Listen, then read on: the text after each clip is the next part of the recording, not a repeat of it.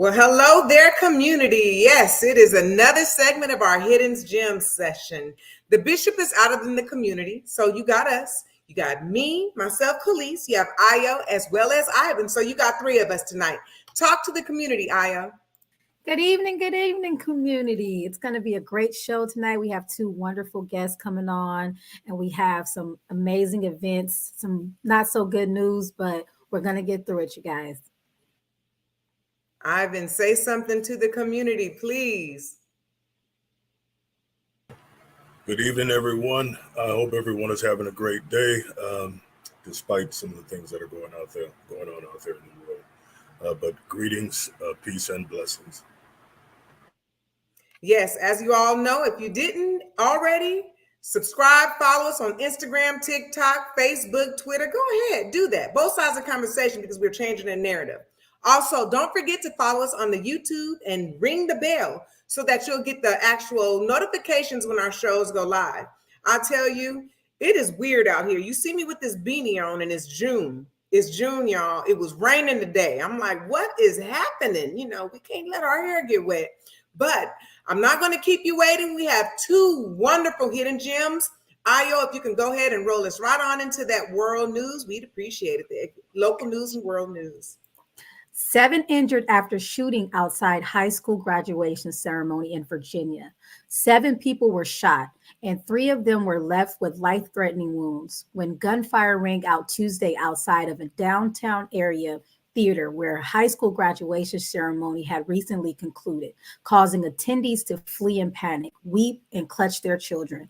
2 suspects were arrested after the shooting near Virginia Commonwealth University.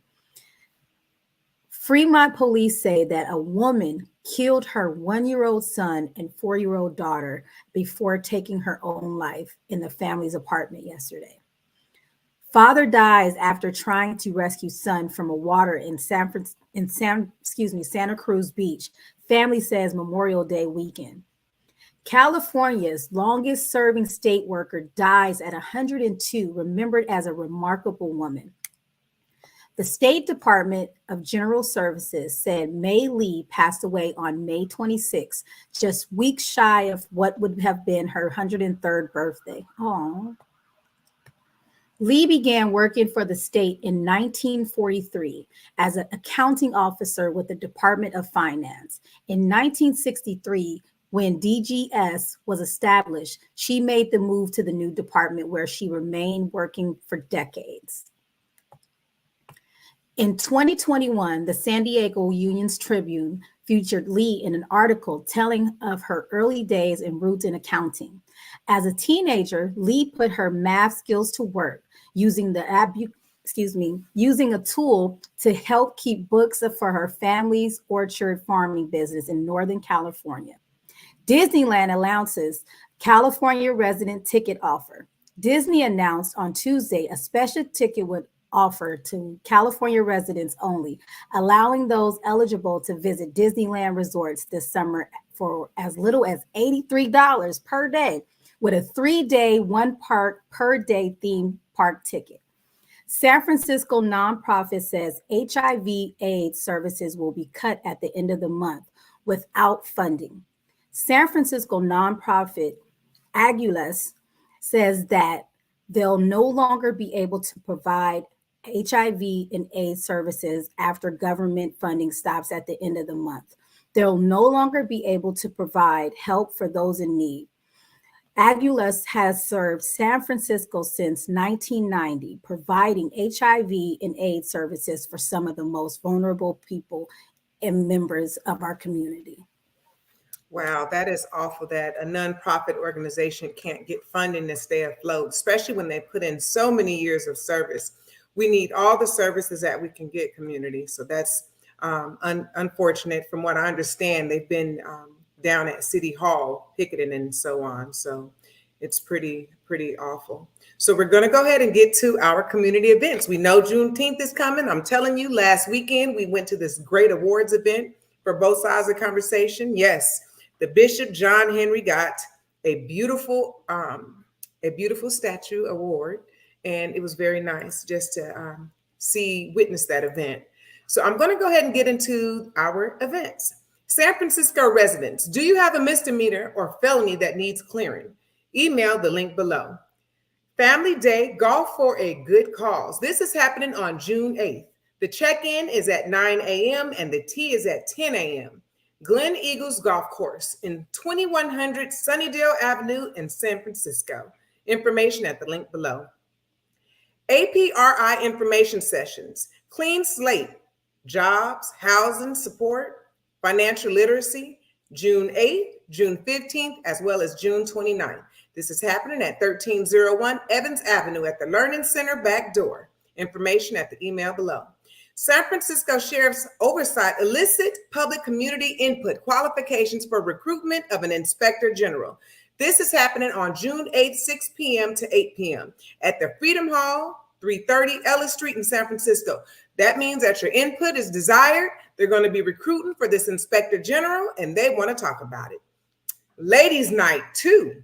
Jay Chosen, I, Stevie, Vernon, host Rob Best. This is happening on June 9th. Doors open at 8. The show begins at 9 p.m. at the Marina Lounge, 700 Main Street in Suisun City. Tickets, eventbrite.com below. Join us for the 25th anniversary Family Day in honor of Dr. Ruth Jackson and family. Fun, food, cars, trophies, and prizes. This is happening June 11th, 10 a.m. to 6 p.m. Hers Playground, Sunnydale. Our Juneteenth events, here we go.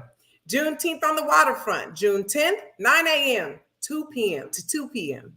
The Bayview Opera House, Flying to Freedom, celebrating Juneteenth through aerial dance, theater, and music. This is happening June 16th and June 17th at 8 p.m. Tickets and information at the email below. Mayor London Breed's second annual City Hall kickoff celebration, North Light Court, 1 Dr. Carlton B. Goodlett Place on June 16th at 12 p.m. The first San Francisco Black Wall Street Juneteenth Gala, Cut the Check, a black and gold formal affair, the Hibernia, 1 Jones Street, June 16th, 5 p.m. to 10 p.m. There is a wait list. Mario B. Hair, Fat, and Fashion Show. Vendor space is available. Designers, salons, makeup artists, barbershops, clothing lines, and more. June 17th, 11 a.m. to 6 p.m., Fillmore Street. Live performances, June 17th, Mary, 1 p.m., the Mary Jane Girls, 3 p.m., a hair and fashion show, 4 p.m., in Sharonda G. Marsha Ambrosius, 5:15 p.m. This is at Fillmore and Eddy Street. The Bayview Festival, celebration of fathers, Black culture, and amusement park rides. Melanie Fiona, Rough Ends, Stunnerman 02, Shekinah Ministry Gospel. June 18th, 11 a.m. to 6 p.m. at Gilman Park. All right, for those Juneteenth events, I hope to see you all out there. It will be an amazing time. Third annual crowning ceremony, King/Queen. I know who I am. Save the dates, June 24th, July 5th, and July 19th. 3-series workshop on self-transformation and crowning ceremony. City Kids, CreatorCon, save the date. Free event. Creative outlets with art, music, and fashion on July 14th, 11 a.m. to 12:30 p.m. 200 block of Jones Street. More information will be coming soon. Bayview National Night Out 2023, August 1st, 5 p.m. to 7 p.m. at the Bayview Opera House, 4705 3rd Street at the Joseph Lee Recreational Center, 1598 Oakdale Avenue. Magic Backpack Giveaways, Mo Magic, August 5th, 11 a.m. to 2 p.m. at Ella Hill Hutch, 1050 McAllister Street in San Francisco. Magic Backpack Giveaways, August 12th by B Magic, 11 a.m. to 2 p.m. at Now Hunters Point at 155 Jennings Street in San Francisco. SFHRC regular bi-monthly commission meetings are the second and fourth Thursdays at 5 p.m. at the San Francisco City Hall Room 416. The Zoom information is below. African American Reparations Advisory Committee also has their monthly meetings virtually at 5:30 p.m. every second Monday. Register at the link below. City Build Academy provides comprehensive pre-apprenticeship and construction administration training to San Francisco residents. Learn, build, earn. Apply at the link below. Promote your business, nonprofit, or community impact on our Hidden Gems. Yes, the Hidden Gems segment like tonight. Promote your business. Share your expertise on Educational Thursdays. That's coming this Thursday. Be a panelist on our Sunday conversations. They are very good. I tell you, they get deep, y'all. There's real conversations happening on Sunday. I tell you. Join our show at the link below. But keep up with both sides of the conversation. Our latest shows, follow us on Facebook, Instagram, TikTok, subscribe to our newsletter, the link below. Both sides of the conversation is in search of volunteers. Give back to the community. Youth team, marketing, production, finance, fundraising, bookkeeper, IT development director. Email hr@bsotc.org. Go to all of our social media platforms as we shared before. Our educational Thursday this week is June 8th at 7 p.m. and it's going to be on retirement. What do you have in place? Our Sunday conversation will be June 11th, 4 p.m. Bible, the white man's religion or not. So I'm sure that'll be a very heavy topic, community. So we hope to see you all there. Log into our actual shows. You can comment, interact during the live shows with us, ask questions, all that good stuff. All right, Ayo, go ahead and talk about these hidden gems we have. We have two amazing guests tonight. And first up, we have Emmanuel Keys, CEO of Studio 510, a restorative and wellness service for youth. And he's got so much great information to share tonight. Hello, Emmanuel. How you doing? How's life treating you? Tell us about yourself. What's up? How y'all doing? We're doing good. Thank you, Ayo, for that introduction. Yeah, like she said, my name is Emmanuel Keys. I'm the founder of Studio 510, and we're a restorative and SEL program. So we partner with the school district in West Contra Costa. So that covers the area: Pinole, Richmond, Hercules, El Cerrito, and San Pablo. We're servicing students from K through 12, and our objectives is to decrease suspension and find alternatives for students that have behavior issues and also regulating skills. So we're advocates for students and teachers as well. Giving them the training that they need in order to have classroom management in class, and for them to have the restorative practices in order to work with our students that are coming from traumatic areas in the city and things like that.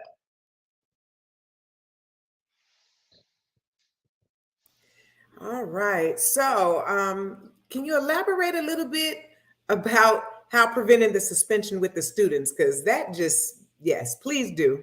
How do you get past that? Yeah, absolutely. So like I said, I service the West Contra Costa area, and that district has an initiative to decrease suspensions. And Black students are suspended 3 to 4 times more than any other racial group, and that's nationwide. So there's like a strong initiative to decrease those suspensions. But what's happening is a lot of schools are just sending kids home, right? They're suspending students and not reporting it. And what we do is we, give students the opportunity to learn and grow. So if a student did get into an altercation with another student, let's say it was a physical altercation, traditionally, with the punitive practices, they send the kid home for 5 days, 3 days, whatever it is. And then they come back to school and they tell them, don't do it again. But there's never an investigation to figure out like what actually happened, what caused this situation to happen, figure out what the underlying issue is, so that it's not a repeat offense. So that's where we come in. And we negotiate with the principal and the stakeholders on campus, and we provide that that restoration for that student. So it could be something as far as like, a kid tagging up the bathroom or something like that, right? We may be able to negotiate with the principal and say, hey, the school was impacted by this, right? The janitor was impacted by this. They had to stay after school and clean this up. So we're going to have a circle with the janitor, the principal as well, and the student. And we want to give the victims in this case, which is, well, technically, they use this language, victim offender, but that the person that was harmed, which is the janitor, we want to give them the opportunity to share their experience, and so that student can hear, what they caused from that behavior. And then we may say, as an alternative to suspension, we'll work with the student and they'll stay after school and help the janitor clean.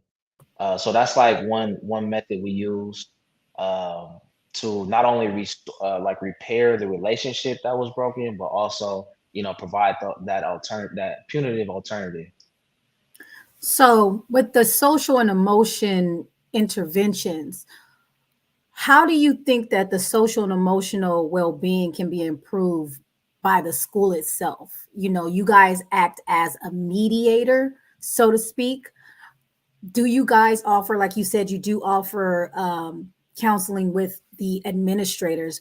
What is it that you guys, or tools you teach them and utilize, as in them being able to improve the way that they react, or they're so quick to suspend these students?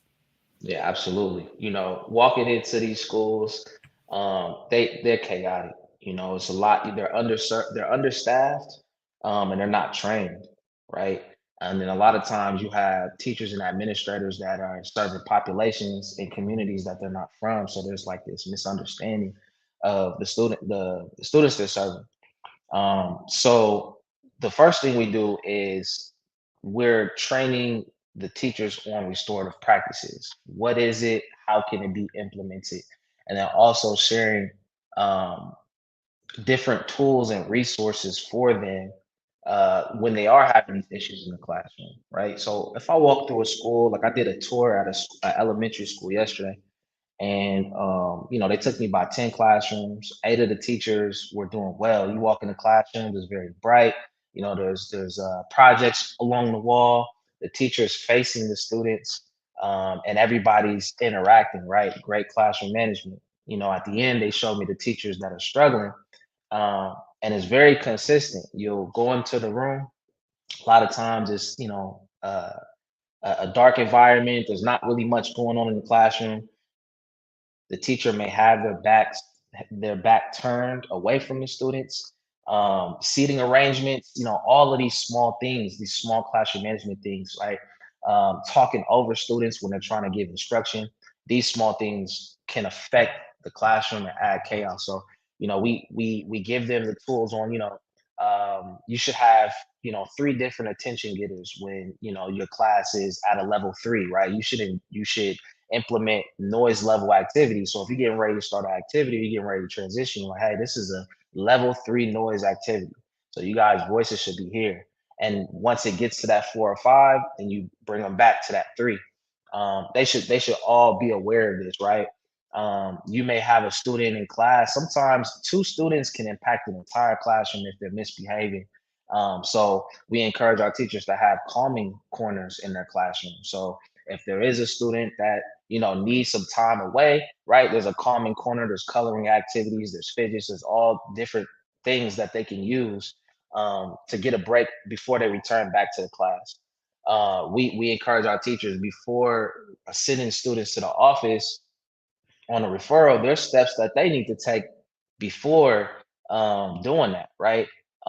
Number one is building a relationship with these students and with these families. Like that's really, really important. A lot of times we walk through the school, and if I see somebody cussing or acting up, I tell them, give me 10 push-ups. And the teachers will look and be like, man, I can't even get them to open their tablet. Like, how do you do that? But it all comes from building that authentic relationship with those students. If a student is misbehaving or they're not meeting expectations, then you should have a one-on-one restorative conversation with them. And there's a certain way you do it. I mean, we train them from like their posture, um, using I statements instead of you statements. The language is very important. Build relationships with these parents too. Before you call home over something that the student is doing wrong, call home and um, speak on something that they did right, right? Because that's going to lessen the chance of them coming back. Like, you just don't like my kid. So a big thing that I notice is like for me, for example, I have 10 schools and I have 10 staff members. So there's a staff member at each school, and the title is a restorative practitioner. So they handle the mediations, they handle like the preventative circles, they handle like all of these different things.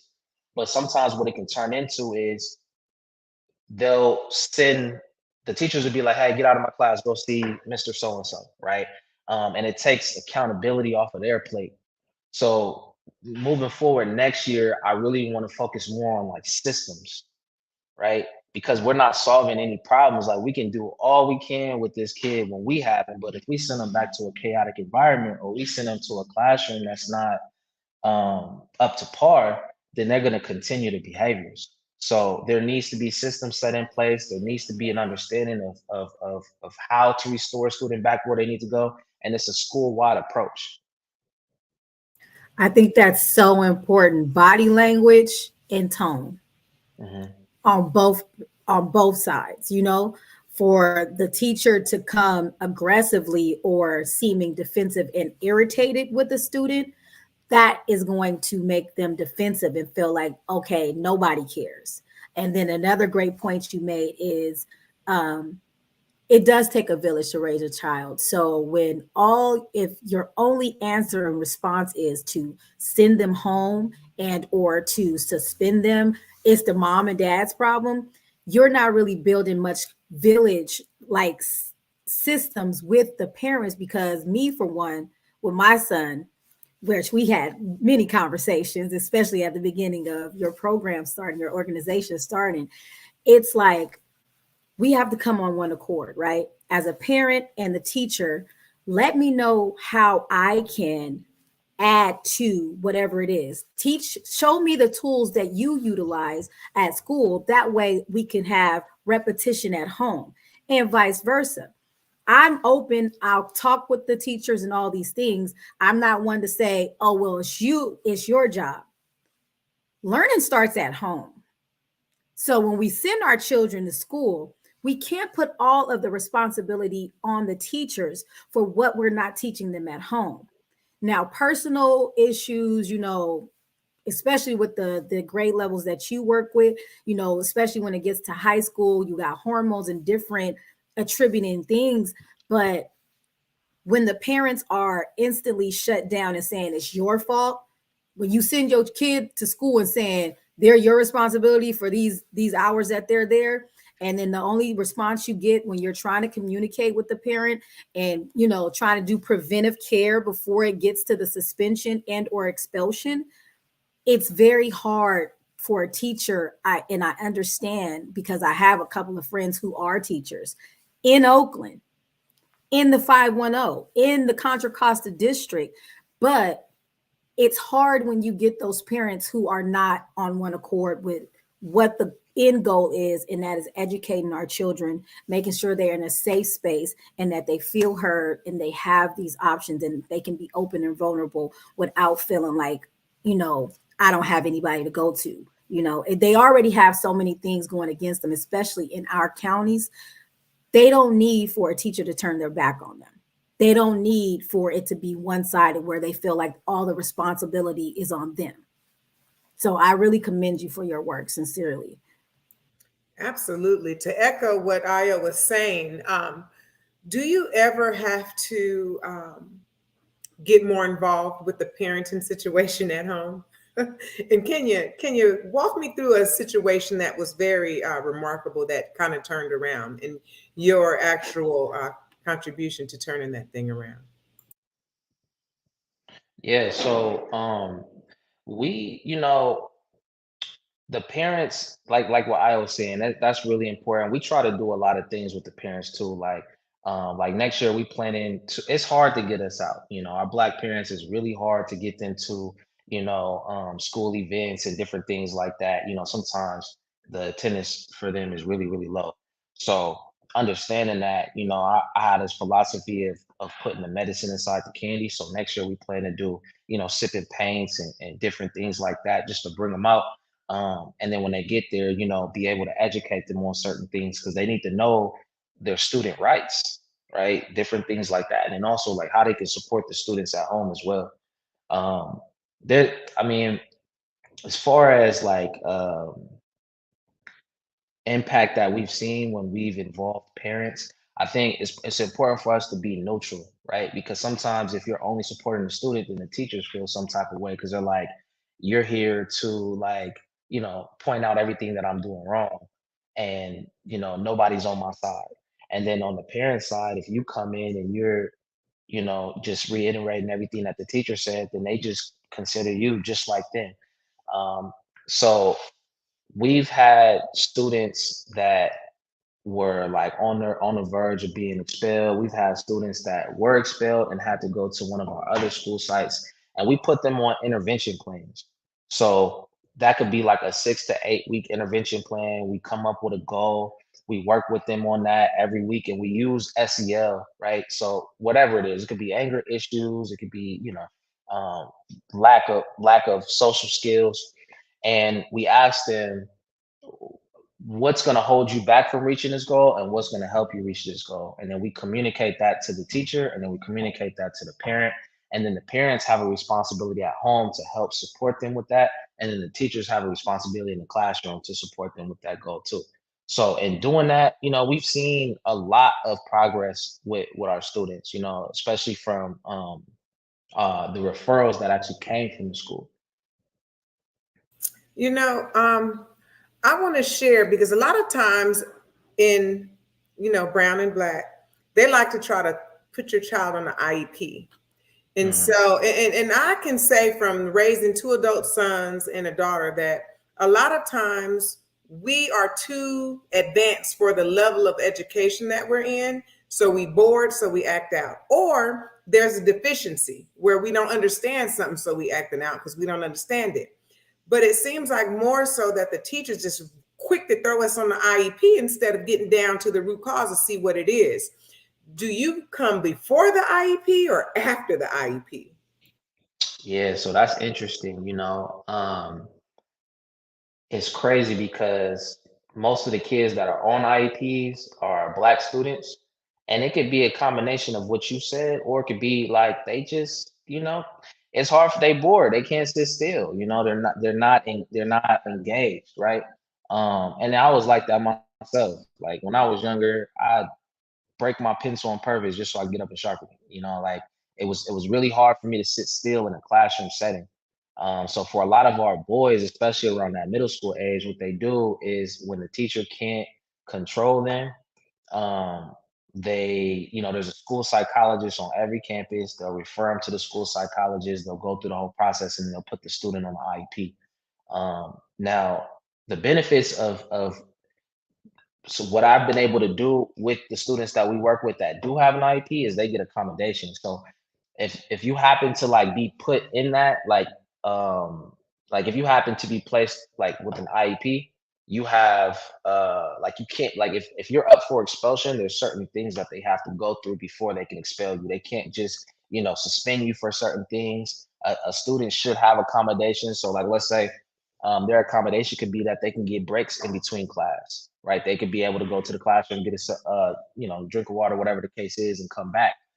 So that it's been helpful to be able to like support our students that actually had an IEP and with those accommodations. But a lot of those kids, you know, they put them on that medicine because they can't sit still. I had a question for you regarding the IEPs.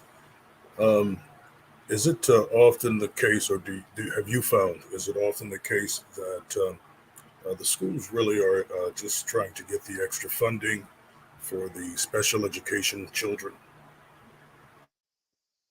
Yeah, you know, it's crazy. I was following Dr. Umar because I know he was talking about that a little bit. Um, and yeah, they do get paid extra for students that do have IEPs. So the more you have, the more money you get. Now, I'm pretty sure that that's what's, you know, happening at some of our schools and other schools across the nation as well too. Um, it's unfortunate, you know, because for some of our students, it's not that they can't understand the lesson or they don't know what to do. The teacher is just, you know, it could be due to poor it could be due to classroom management, or if a student is being sent out of class all the time, right? And I see it all the time, like they'll send them to the office and they'll just sit there till the bell ring and then go to their next class. If that's continuing to happen, and you can now suspend a student from your class too. So if that continues to happen, then of course they're going to fall behind. Isn't it true that these in-house suspensions are tantamount to, um, I can't remember the exact term, but essentially refusing to provide the education for the child. Yeah, yeah. We had a situation at one of my schools where um, they had a substitute right there. They're low, like nationwide. There's a teacher shortage, and there was a sub that came in. And he basically said that if y'all don't do something about this kid, I'm gonna quit. So what the school did is they said they gave these two boys. They told them that they're gonna be office TAs, and instead of going to history class, they had them come to the office for that period. And this was going on for weeks. Parents didn't know about it or anything, so I had to bring the principal to the side and they were like, we tried everything, nothing's working, and we really need this teacher and stuff like that. But I had to let them know, like, you know, y'all can't do that, right? So there was no type, and that's where we come in too. So we do mediations between teachers and students all the time. So that's where we come in, right? And then depending on what the offense is, like let's say a student cusses a teacher out in front of the whole entire class. What we do is a restorative inquiry with the teacher, an inquiry with the student, and then depending on like what the situation is, we'll work with the student and they have to go to the class and basically apologize in front of the entire class. Um, and that's before they meet one-on-one with the teacher with one of my coordinators. Um, and then we follow up with the teacher, we follow up with the student to make sure whatever agreements were set are being followed. And I So it think sounds like school, logical consequence. yeah, and I think schools, they don't have the capacity for this. That's what I'm learning. Like, these schools are very understaffed and everybody's stressed out. Everybody comes to work and talks about they can't wait to go home. That's what type of environment it is. So I'm always telling my staff to take care of themselves. I'm always encouraging them for that.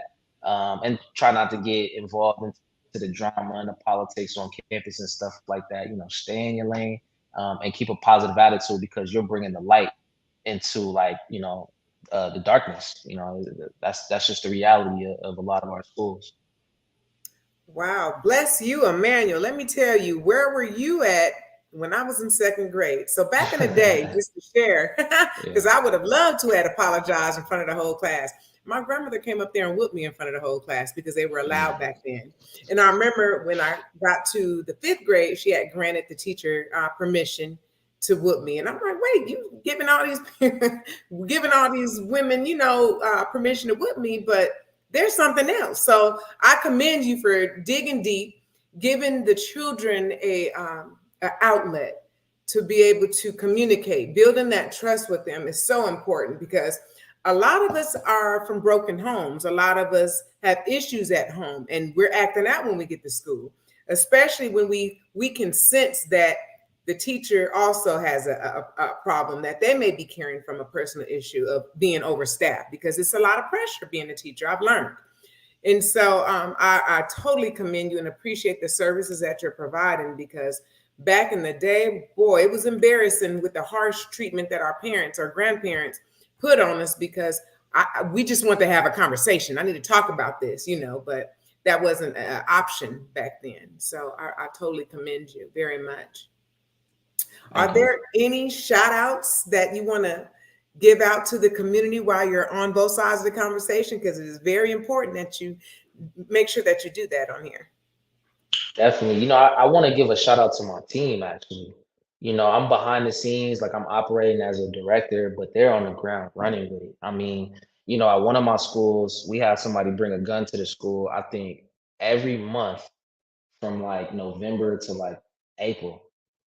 We actually had to do like an emergency situation where I brought myself and like four of my other staff from different schools, and we had to mediate an entire housing project with the football team because they were just going at it, making threats. You got people sneaking on campus, all types of stuff.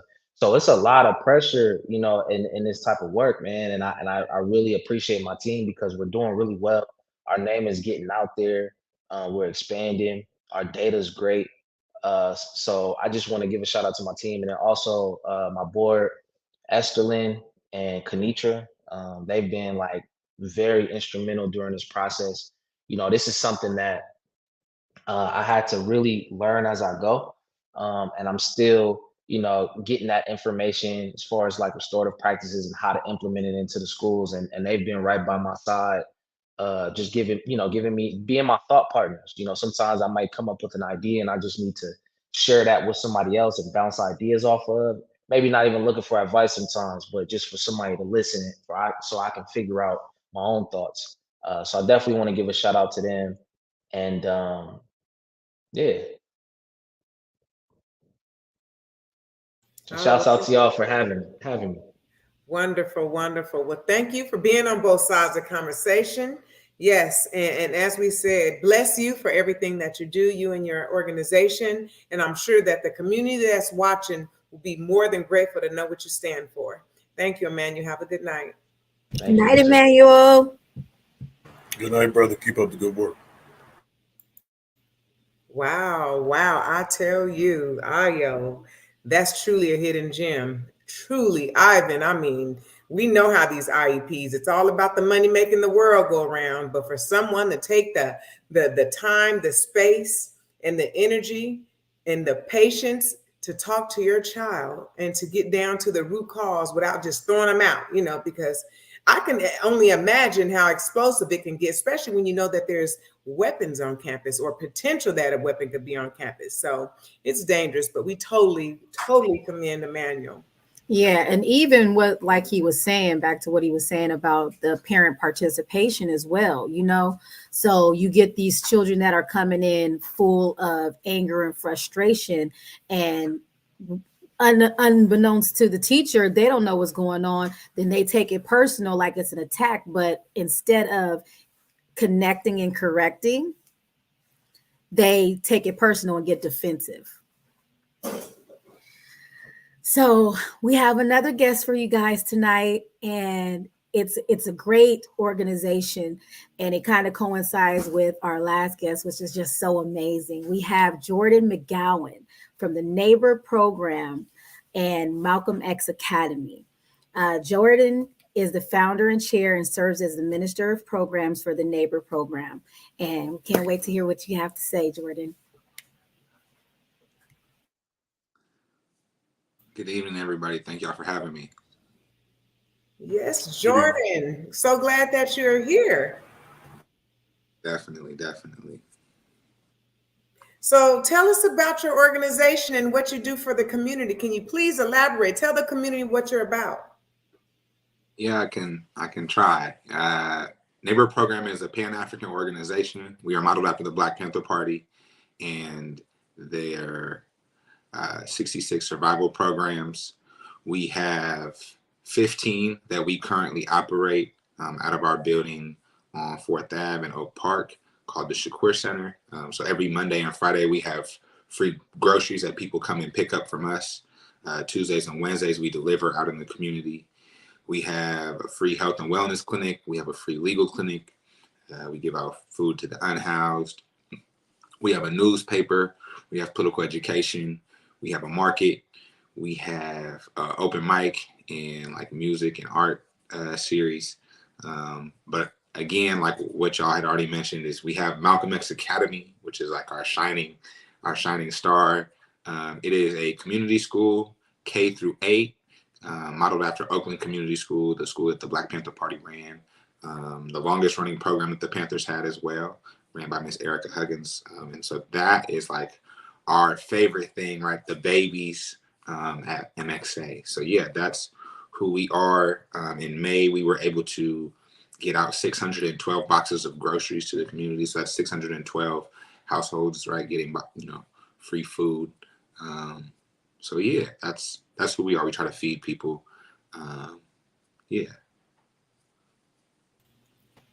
Amazing. So what are the core values and principles that you guys teach at the academy?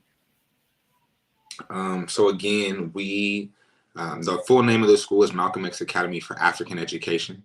So in 1964, Malcolm, as he was creating the Organization of Afro-American Unity, right, modeled after the Organization of African Unity, he called for us to like have community control of the schools, right? And he was talking about specifically in Harlem, and said that if these schools weren't given over to the community, right, and Black teachers and Black administrators, Africans, right, weren't put in place, that we should hold out our children and open up our own schools. And so that's what we have done. A group of educators here in Sacramento, well, myself, and then we have educators who joined us from around the state. Amazing team, again, of African educators and organizers and griots who have come together to pour into our babies, right? Try to answer Malcolm's call and continue the tradition of Panthers and Maroons and Africans that have been fighting for a very long time. We utilize pedagogies of resistance and liberation pedagogy, which really stems, again, like really from African practices, indigenous practices, and practices of people who need to be free, right? So the babies farm, they cook food, right? They get to play outside. They get to make music. They beat on the djembe. They write poetry. They rap. But they also do their math. You know what I'm saying? Like, but today math, right? It's the last week, right? Like the kids is, you know what I'm saying? We had Malcolm X Day. They had the whole big celebration. They showed off their work, right? So it's, it's kind of kickback season, So today, math was basketball, right? Each spot on the floor was a different fraction. And so we playing the 8. That seems easy, except this is a fourth. This is a half. This is 3/4. This is 1. Keep track. Right? Like they're doing things in real time. We have a 6-year-old who was doing multiplication because, again, on Mondays we give out free meals. She needs to know how many boxes are in each bag, how many, bags make up a row, how many rows make up a column, and how many we have. Okay, how many meals do we have? And then how many of these meals are going to this neighborhood? And then why do you need to know that this many meals need to go to this neighborhood? And then this neighborhood gets this many meals. So she learned multiplication, not because she's some baby genius at 6, which she is, right? But literally because she's feeding her people, right? And that is the way that we as Africans have always learned.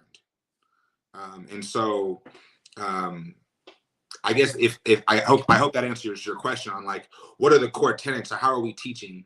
I would say what we're hoping to teach, what our focus this year in year 1 has been, is to teach love.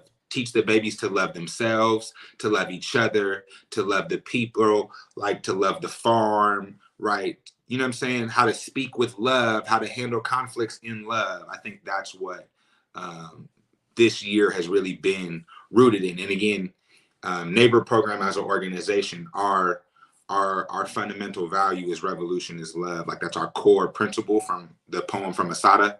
And so I think, and then again, even our name comes from, right, the Christian Bible, like the world will know you're different, you're set apart, you're his, right, because of how you love your neighbor. Who's your neighbor? Everyone. So I think that core of revolution is love is really what was taught this year.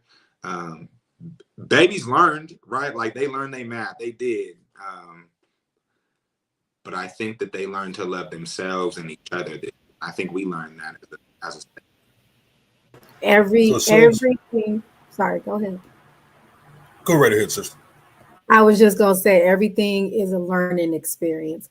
So I went to a school called Sir Francis Drake, and they renamed it Malcolm X, and our curriculum was nothing like that. Nothing like that. We only celebrated our Black movement, our Black, any Black person in history on their birthday. That was about it. That's all we got. We didn't get any of the pouring into ourselves and, of course, it was everybody just go along and get along. But the core values, like you said, is loving yourself, loving each other, and outreaching and loving your community and building your community. That is beautiful. And you're teaching the babies at such a young age, which is so amazing to show them that it's not about, You have to wait till you get older to start to experience things, to have to show that love to somebody else, or you have to go through bad experiences in order to learn self-love. You're instilling that right now in these core ages when they're like sponges. So everything, like you said, just knowing how many boxes are going to this community and why. That right there is showing them like everything is a learning experience, and you're teaching them by showing them by action. It's beautiful. So what I was going to say is, it sounds like what you're doing is really having them to practice custodianship and stewardship of themselves, their environment, their community, and as that relates to the world at large. Ubuntu, right? As Africans, like that is a tradition, a practice, a principle that we live by. For whatever reason, right, the Africans inside of what is called America forget, like, we all have this connection to that, right? Sometimes we forget that, but Ubuntu is natural to us. It's indigenous to us. It's, you know what I mean? It's who we are. So when we can put off the world, right, and we can allow these babies to be who God, creator, spirit, whatever you want to say, like who we are at our root, right? You can really see that. And so I think that's, again, for us, it's like you said, everything's a learning experience, right? 100%. And what I would say to that is, like, we believe firmly, like, everything is propaganda, right? Everyone has this bad idea of propaganda. Propaganda is just trying to get people to see things your way, right? And so, like, our propaganda is that Pan-Africanism, like, is love for humanity, right? It is giving out these groceries. It is this school with the babies, right? Like, this is a learning opportunity for people to understand what it means to be African, what it means to be a Pan-African, believe in Pan-Africanism. What does that red, black, and green stand for? What does that panther stand for? Right? And so it's an educating process for ourselves, number one, as a people. But I think it's a demonstration for all to see, right? And I think, again, as what we believe is Pan-Africanism will free us all, because we believe, historically speaking, that Africans in Africa as the land is the most oppressed people and the most oppressed continent like there is, so that if all Africans are free, then all people will be free. And so if we can love ourselves as Africans fully and wholly, right, and we can be free, then everybody, right, globally will be free. And so that's just kind of like what we try to push forward, right? And so whatever we can do where we're at is what we're trying to do, right, to push forward that propaganda. So can you talk a little bit about the funding and support that you get from the community centrally and more broadly? So that's really tough for us right now, because truthfully, we are actually behind on rent, and we are going to have to be relocating out of our building because we don't have any community support. We have been denied for every grant that we've written, pretty much. We've had people back out of donors. We've had donors back out because of the name Malcolm X, because of the Panther. We've had all types of things happen, right? We've had our bank account freeze, frozen, and our assets frozen. We've had all types of things thrown at us. Very, similar to what happened to many Panther branches, right? We've had cases and all types of things. So funding is hard, right? We sell merch, we sell newspapers, we went on a college tour, you know what I mean? We have a Patreon, a GoFundMe, and we do all those things. But truthfully, we are struggling, right? We don't have contracts with the city and those things. And, right. Like all of this is, again, because we believe sincerely, right, that we're at war. right? We identify as Africans. We know that the United States in October of 2021 was charged and found guilty on 5 counts of genocide by an international tribunal, right, in New York City. And so against genocide against Black and Brown and Indigenous people, right? So we know that the United States government is at war with us as Africans, and we have recognized that, right? And so in guerrilla warfare, right, like you just get down how you can get down. We know that our babies are under attack, like the brother who was just on was talking about, right? Again, we have 15 babies at this school. Sorry, my camera's messed up a little bit. We have 15 babies at this school, right? And I can tell you for a fact, I think like over 1/3 of them have been kicked out of their schools, right? I'm talking about a kindergartner who was kicked out of school. I'm talking about a first grader. We had a kindergartner kicked out of kindergarten within a month. How you kick a 5-year-old out? They have no idea what they're doing. This is their first month in school with 30 other 5-year-olds. I think this goes back to, I'm sorry, brother, but I think it goes back to what the previous brother was talking about with regard to having the instructors that are not a part of the community and therefore do not have the sensibilities or the perspective of the communities that they serve. But I would argue that, and again, this is why we started our own school. I would argue that that is intentional. I would argue that this is precisely the plan, right? Prisons are built off of our babies' 3rd grade levels, right? Again, like in Sacramento, I can tell you all the things, right, that happen here in regards to education, right? Like I can let you know that there is a 35 or more % gap, right, in the academic achievement gap for African students in every category, right?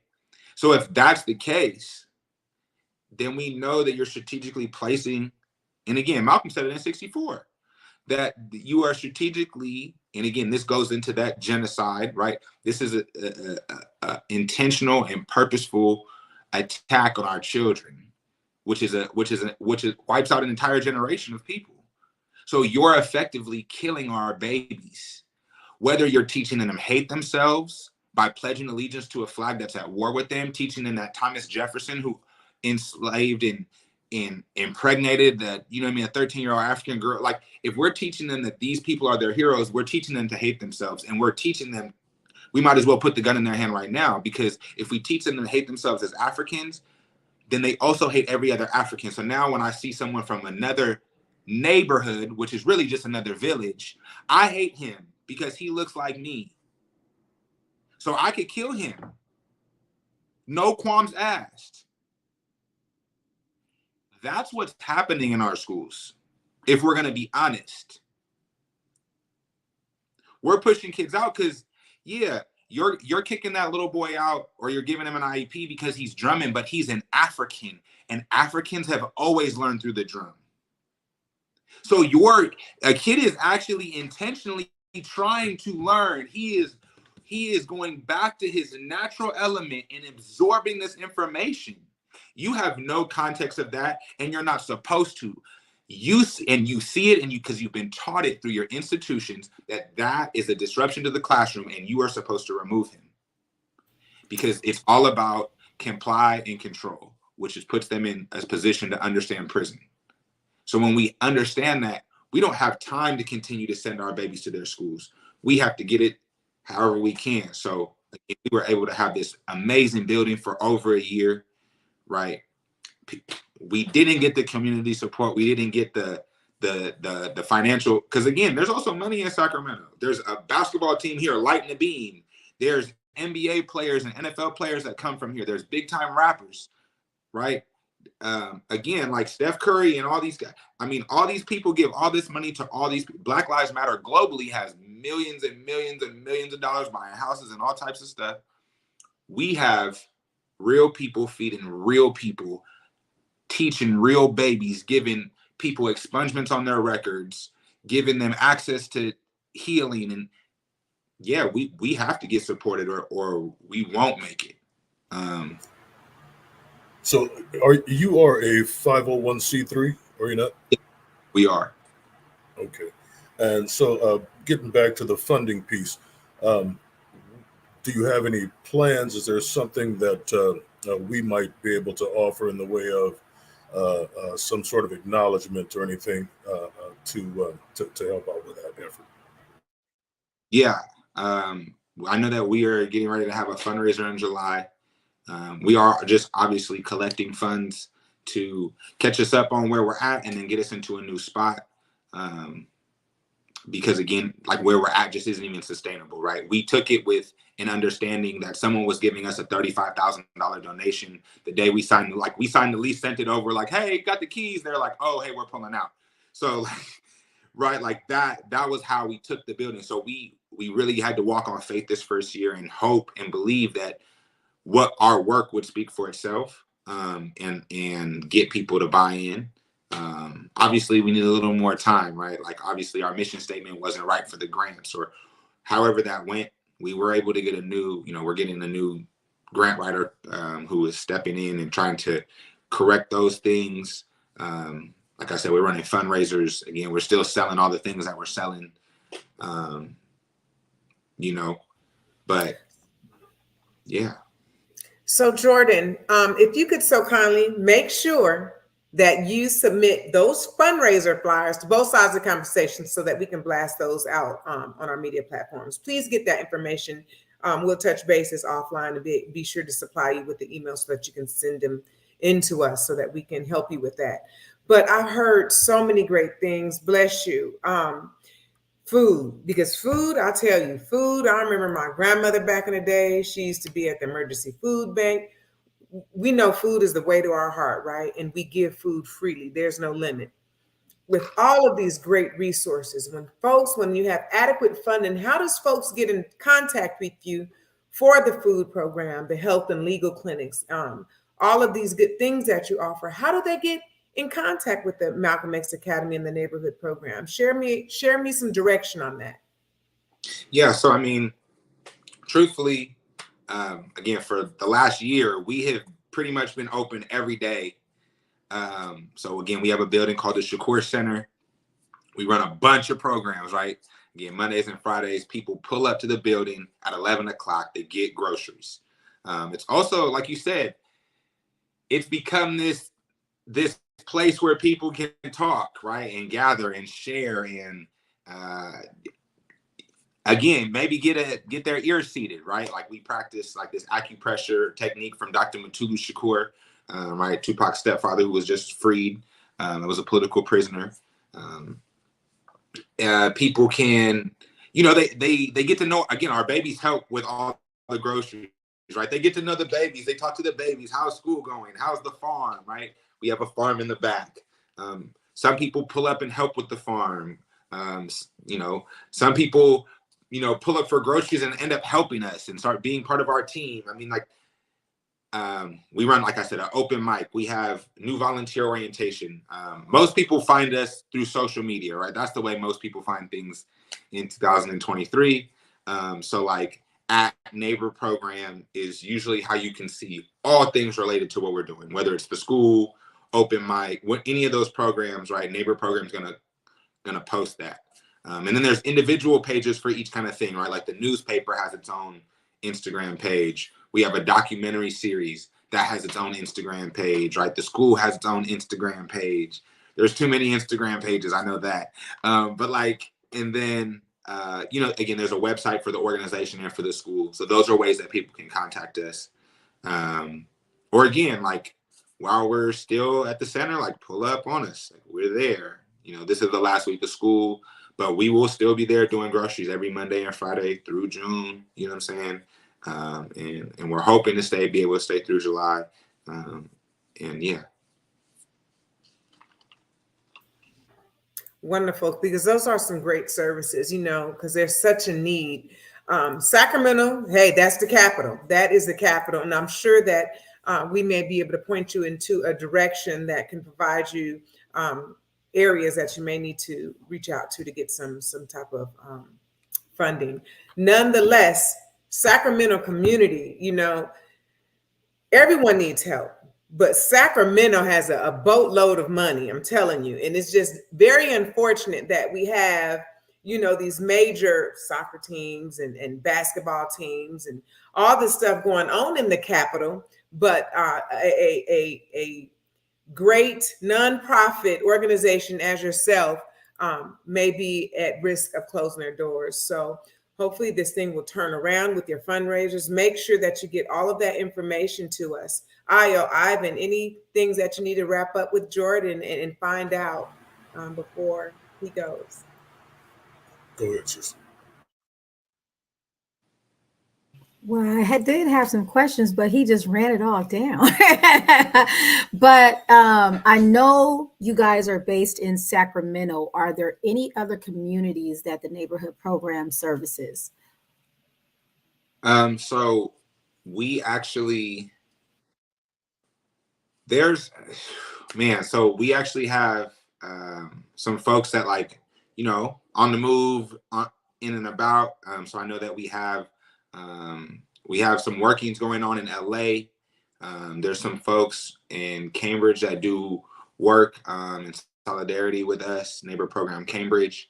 And then also we do a lot of work with Veteran Panthers. So we were out and helped with Bobby Hutton Day in the Bay. We helped with the 55th year anniversary in 2021 in October, right?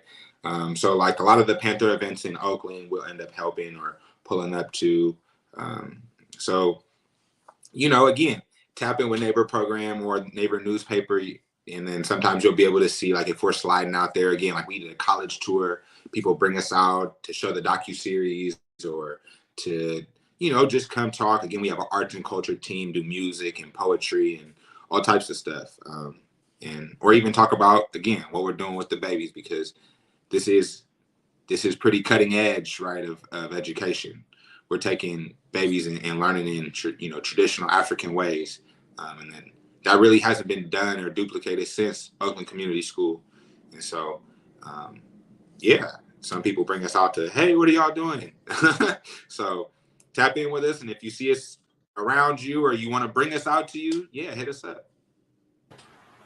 And I'll just say, I don't want to call anybody out, but we do have a former mayor in town who should be showing some interest in what you're doing and providing some support to you. So I would just hope that that might materialize. Yeah. I don't know if we see eye to eye on certain things, principles. But all right, Jordan, you cannot leave without giving some shout outs. It's an amazing program. We wish you the best. Bless you for all that you do and how you're teaching the babies. It's unfortunate that the baby got kicked out of school so early. That is absurd. I'll tell you, I have a problem with that, because call me about mines. Do not put my child out of school. I feel like you are abandoning my child. And I'm very, very sensitive when it comes to my children. 2 adults and 1 child. I have a teenage daughter, but I'm still sensitive because they're mine. But yes, any shout outs, because it's appreciative what you're doing, because it sounds like your doors are open and there's just love flowing out of the doors. So shout outs. Yeah. Shout out to God. Number 1. Number 2, shout out to my wife, Adriana. Shout out to our amazing team, right? DJ, Mel, Dre, Sam, Hoos, right? Miss Sabrina, who got us on the show, Nicole, right? Our team is amazing at Neighbor Program. The people that are working here have changed me for the better. The babies, shout out to the Malcolm X Academy babies, all of them. They have changed me for the better. They have changed all of us for the better. Shout out to them. Shout out to Africa and Africans. And appreciate y'all for having me, for real. Absolutely, Jordan. Thank you so much for being on both sides of the conversation. We'll be touching bases offline. And I want you to have a good night. We appreciate you coming here. Thank you so much. Thank you for having me again. Have a good night, y'all. Thank you so much, Jordan. Thank you, Jordan, for your work. Keep it up, brother, for as long as you can. All right. Well. 2 hidden gems that are not hidden anymore. Yes, as far as Jordan, the Malcolm X Academy, I pray that they keep their doors open. I'll be praying for them because you know what? I'll tell you, there's a need. There's a need. There's always a need. And it's unfortunate that they can't get any of their written grants to be approved because the funding is, or whatever the verbiage, or I'm not sure how those grants go, but it's unfortunate because there's a need. And when someone's able-bodied and trying to put the actions into work and get it disregarded is awful. It's awful. You know, we met and got to hear from 2 amazing men on Saturday who were and are consistent and still are a part of the Black Panther Party. And just to hear all the work and love pouring into the neighbor program, and that we can't even get our own people in to support. Like he said, we have all these big name athletes and things like that who are shake the baby, shake the hand, kiss the baby, but you're not into strapping up your boots and getting down on the ground and actually getting in there and putting your dollars where they count. If anything from tonight's show, I pray that somebody's watching that heard this and they can start to do the connection to getting them the funding that they need and the support that they need up there in Sacramento, because that's just one location. Imagine if we were able to have that in all of our inner cities, in all of our underprivileged communities, and to really be able to pour back into our Black and brown, but most importantly, into ourselves. Just think about that. Just think about that, the impact that would have. That's amazing. And Emmanuel, I know Emmanuel personally, and like we were talking about with the IEPs and things, my son has gone through a whirlwind within schools. My son was kicked out in kindergarten. So when he said that, it didn't stun me, because it is possible in the Oakland School District because of everything, the whirlwind. Nobody wanted to wonder or ask how, and I'm a hands-on parent, okay? Nobody was worried about what the contributing factor or what the domino effect of him acting out was. It was just, let's wash our hands. Let's make him somebody else's problem. But even in that instant, with me being able to transfer him at that time, we got into a school that was about community, that was about actually finding the core issues and finding a solution for our children. IEPs included, because you want to build a curriculum that they would understand, and teaching our children the way that they learn. Like he said, we're kicking kids out for drumming on the table. We have to stimulate our children. We have to stimulate them. If you're at a chalkboard, like Emmanuel said, body language, your back is to the kids, they're not understanding. You got to engage. You got to get to the core and learning what helps them to not only adjust, but to retain the information in the way that they'll be able to utilize it. That's so important. Both of these gentlemen, both of these guests tonight, it would be amazing if we can get their organizations together in some form of fashion, right? But both of you gentlemen, I commend you on your work, and keep hope alive, and keep that open mindset of making a change. Yeah. Just as Sister Ayo was saying, it would be tremendous to have some sort of a cooperation between the 2 brothers that we've had here, Emmanuel and Jordan. And I think that, moreover, there has to be some recognition that the cultural insensitivity to the needs of the Black and Brown communities are the driving force behind much of what we've discussed here tonight. It would be stupendous if we could get some folks who, like I said, again, no names called, but some folks who are going out there and shaking those hands and kissing the babies to become a bit more involved in promoting the well-being, the welfare, the mental wellness, the sustenance for these young Black and Brown children who are being marginalized. And I know we use that term broadly, but they're being kicked to the side, to be really direct. And these programs are essential to bridging the gap between the culture and the misinterpretation of the way in which we do things as Africans traditionally. And we want to feed our people. We want to ensure that our children are safe, that they're well educated, they're well-rounded beings, in addition to mathematics, science, so forth.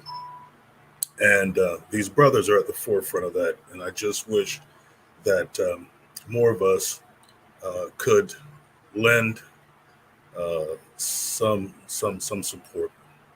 We're not all rich. Some of us don't have 2 pennies to rub together. But those of us who do, whether it's $1 or $5, whether it's your talent or your time, we should be willing to put forth the effort to support their endeavors in whatever way that we can, because we absolutely need these kinds of programs to stick around so that we can make the sort of progress that we have not seen up to this point. The increments that we've seen are great, but we need so much more to happen within our communities. And these brothers are at the forefront of that. And I'm honored to have had some time even to speak with them tonight. So thank you to them both. Wow. Yes. Yes. And as you shared, Ivan and Io, we're quick to take a picture with the baby and do all this other stuff. And it even ran across my mind how oftentimes when someone passes away, that you'll have a celebrity come forward and pay for the whole funeral, right? This is not that case. This case is that you are actually feeding people with love. You're contributing back. You're saving somebody, whether you know it or not, because we don't know what can happen down the road, right? What last thing that could have kicked that person off, but when they visited Malcolm X, they were able to maybe come to pick up food, but have that conversation, with someone, because the doors were open. You heard them. They have a brick and mortar. They have an actual facility, Malcolm X Academy. There's a building there, and they have to potentially look for another location. So factually, yes, the doors need to remain open, because we need those outlets, teaching love, feeding their neighbors with food, also known as love, loving the people, handling conflicts in love, taking real life situations and teaching the babies math. You heard them, community. The Malcolm X Academy needs some monetary assistance, financial resources that can aid them in keeping the program moving forward. Sacramento, where are you at? There's a need for the Malcolm X Academy. They're having a fundraiser in July. Go on their website, support them. Go on their website. They have a donate button. If you don't even have the means to support them, tell somebody about it. Get the word out there, community. We heard Studio 5, yes, 10 schools, 10 practitioners, earning the trust of students, establishing structure, calming the corners. There's common corners. A student gets upset, emotional about something, about to set it off, there's common corners. You don't have to just kick the kids out the classroom, suspend them for this class. Let the children have their education. They're negotiating consequences to rebuild relationships between the staff and the students, an outlet for students to realize their behavioral impact on the classroom setting and make it right. So we had 2 hidden gems that are no longer hidden anymore. I'm saying we have 2 contributors to the community. So think about the gems that we've exposed you to tonight. We appreciate you spending your evening with us, and we want you all to have a great night, and just think about our show tonight and see how you can help. Thank you very much. We look forward to seeing you on this Thursday for our Educational Thursday on retirement. Where are you at, and how are you going to make it happen with your retirement? Because I'm telling you, they're going to have some really good information on that. All right. See you soon. Have a good night.